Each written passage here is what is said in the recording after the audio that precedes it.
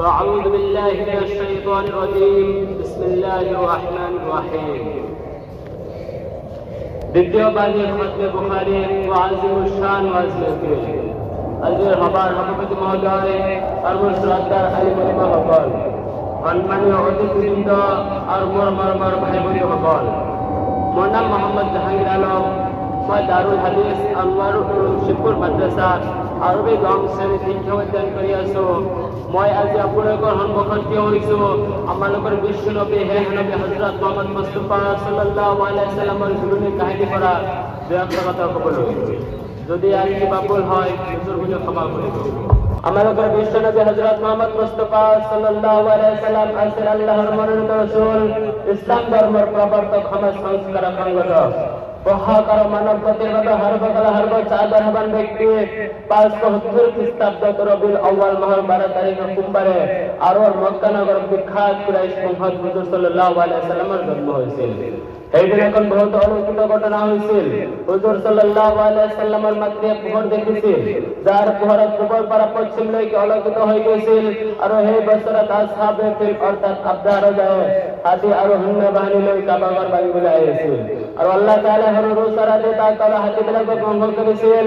তেখেতৰ পিতৃৰ নাম আছিল আব্দুল্লাহ আৰু মাতৃৰ নাম আছিল আমিনা। হুজুৰ সাল্লাল্লাহু আলাইহি ওয়াসাল্লাম মাকৰ গৰ্ভত 6 মাহ থাকোঁতে পিতা আব্দুল্লাহ ইন্তেকাল হয়। আৰু যেতিয়া হুজুৰ সাল্লাল্লাহু আলাইহি ওয়াসাল্লামৰ বয়স 6 বছৰ হওঁতে মাতৃ আমিনাৰ ইন্তেকাল হয়।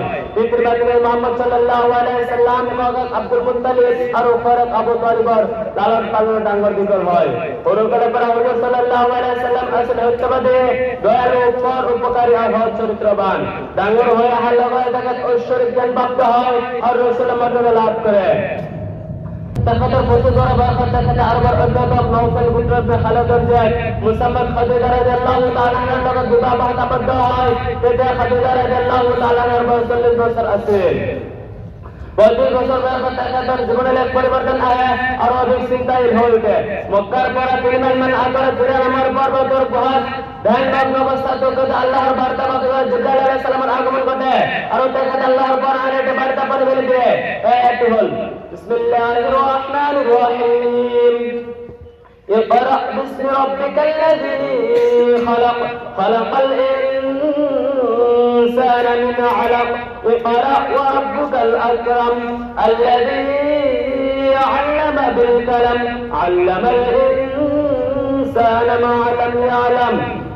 এই একবার করার লগে লগে ঐশ্বরিক জ্ঞান প্রাপ্ত হয় আর রাসূলের মর্যাদা লাভ করে। ইয়ার বিশেষ খবর 2 খ্রিস্টাব্দের অর্থাৎ তেখেতর পরলোক গোবর রহমান আগলৈকে প্রায় 22 বছর ধরে সোয়া নবীর উপর আল্লাহর পর অবতার হয়ে থাকে আর আল্লাহর পর আহ্বান করে একবার গ্রহণ করা সম্পাদন করে কুরআন শরীফ নাম দেওয়া হয়। এই কোরআন মানব জাতির বাবে সকল প্রয়োজনীয় দিক নির্দেশনা দেওয়া আছে। লোকতার বিষয় 13 বছর মক্কা থেকে ইসলাম ধর্ম প্রচার করে, ইসলাম প্রচার করে এখন ইসলাম রাষ্ট্র গঠন করে আরব সমাজত পূর্বর পৰা চলি অহা ভূবন্ধ বিশ্বাস কুসংস্কার সংস্কার করে 632 খ্রিস্টাব্দ রবিউল আউয়াল মাহৰ 12 তাৰিখ সোমবাৰে দেখা দেখি হল উত্যাগ করে। ইন্না লিল্লাহি ওয়া ইন্না ইলাইহি রাজিউন। আর মঙ্গলবার দিন দাফন করা হয়। মোর বক্তব্য में यार शामिल हुआ अल्हम्दुलिल्लाह। प्लीज़ इस वीडियो को लाइक, कमेंट, शेयर और सब्सक्राइब कीजिए।